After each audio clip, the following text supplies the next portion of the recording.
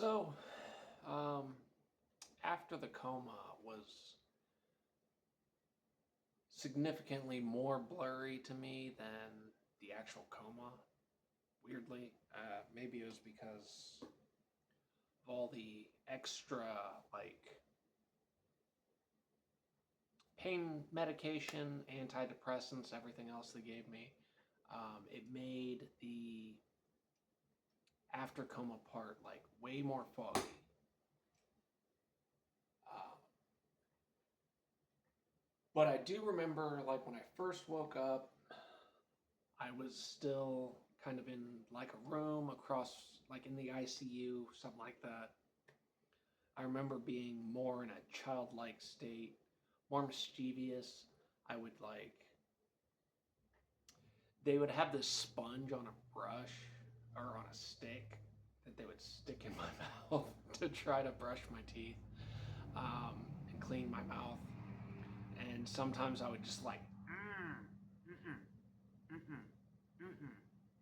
and then only upon threat of them saying they were gonna rah, pull my jaw open, would I open my mouth.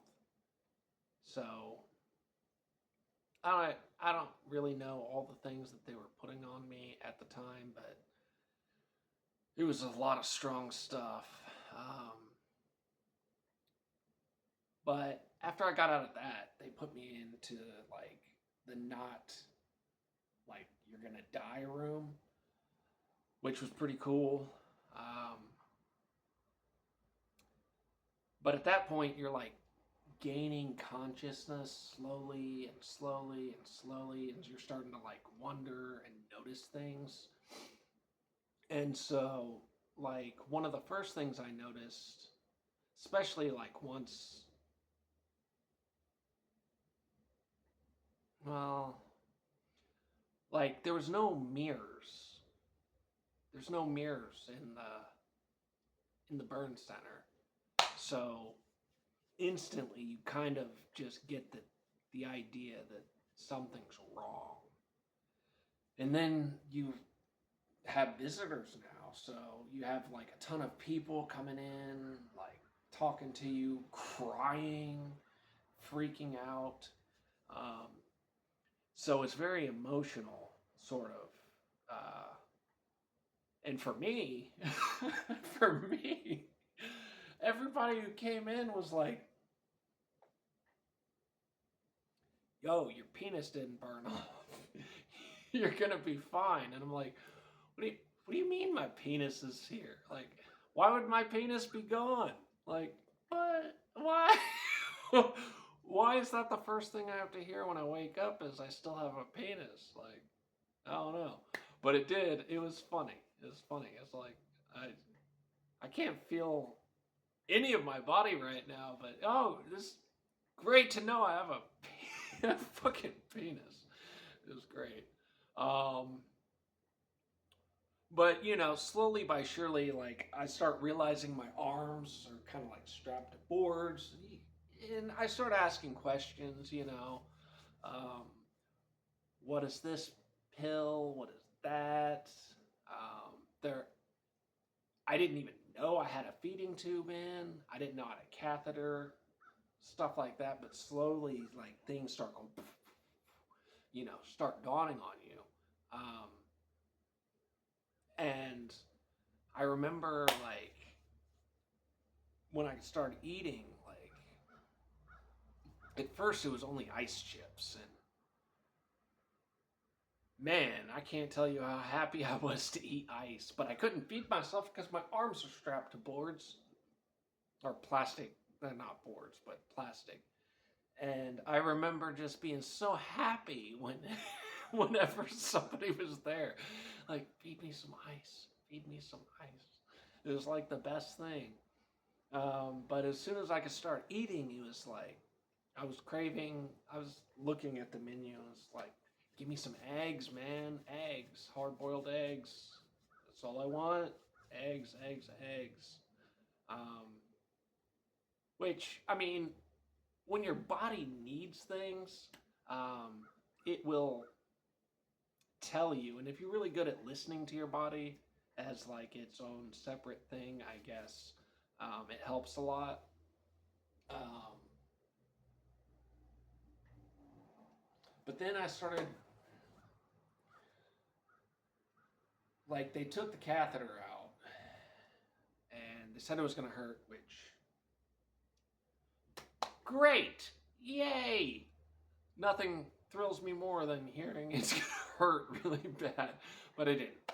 Um, and then they're like, the doctor came in, he's like, you might not be able to pee.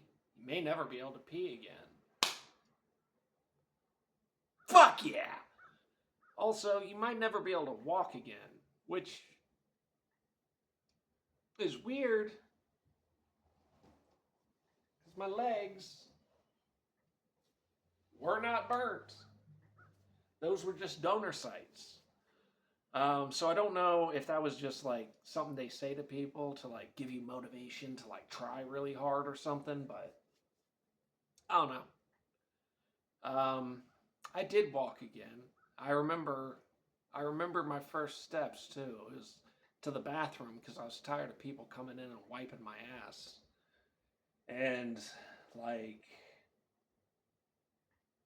it's really depressing when somebody else has to come and like wipe your butt and shit.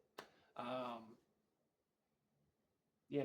especially when you're 24. Like, I'm a grown ass man. I got, you know, I got hair on my nuts. Except for I didn't, because they had this lady who came in who shaved my area because they couldn't put the IVs, any of the places that they normally do. So I had like people come in and shave me. It was awesome. I had IVs down in my upper groin area, eventually down my thighs, and eventually in my feet, which was disturbing. But I do remember, like, when I got out of my bed for the first time and I started walking, and I was holding on to like one of the nurses, and one of the first things I said, and this is obviously because of TV movies and the medication they had me on, but I felt so heavy. I was like, oh, boom. And every step was such a pain in the butt. And I was like, I swear to God, y'all gave me metal bones. You gave me metal bones. I'm like, gonna be invincible now. And they're like, no, buddy, you have atrophy. You have been laying in a bed in a coma for 30 days. And I was like, no, that's not it. It's the metal bones. I can hear it every step I take. It's just clank, clank, clank. This just metal sound. You gave me metal bones, I swear. But no, it was atrophy. But delusions are a hell of a drug, I guess.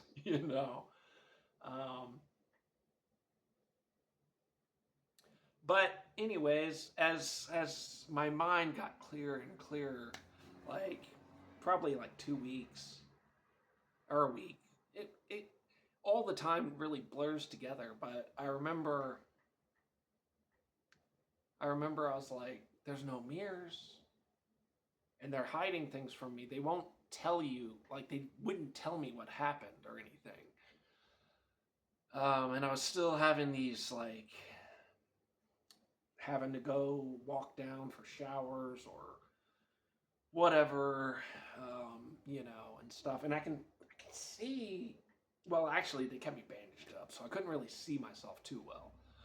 But I got the idea. I was like, it's gonna be nighttime soon, and if it's night and you turn on lights and there's windows and you open the blinds, you can see yourself. And man, the first time I saw myself,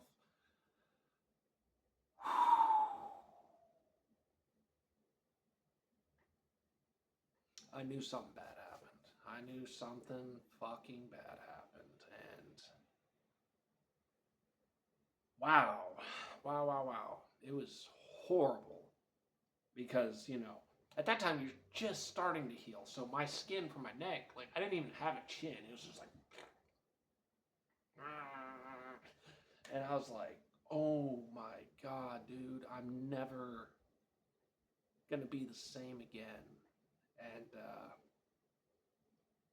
you know, it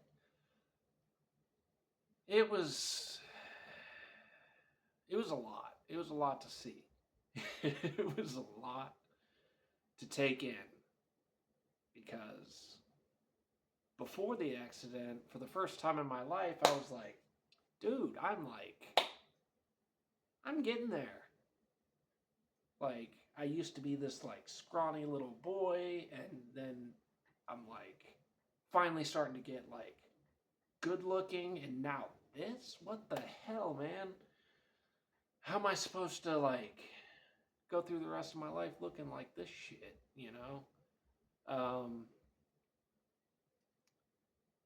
But whatever, it was fine. I didn't try to think too much about it. Um, but as I was asking, what pills are you giving me and stuff like that, I noticed they were giving me antidepressants. And I would notice sometimes when I would be in my room alone and I didn't have any visitors and stuff like that, I would just be like profusely bawling, crying, just uncontrolled emotions.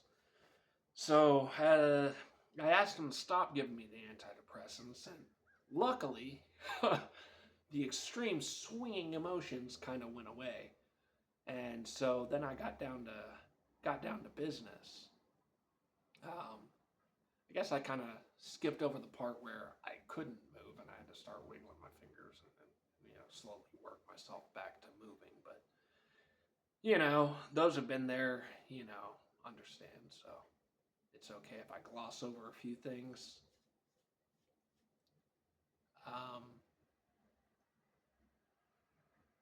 yeah, I think we're just gonna end it at that. And basically, I don't have like a computer or anything to upload these videos, so doing it on my phone takes an immense amount of time.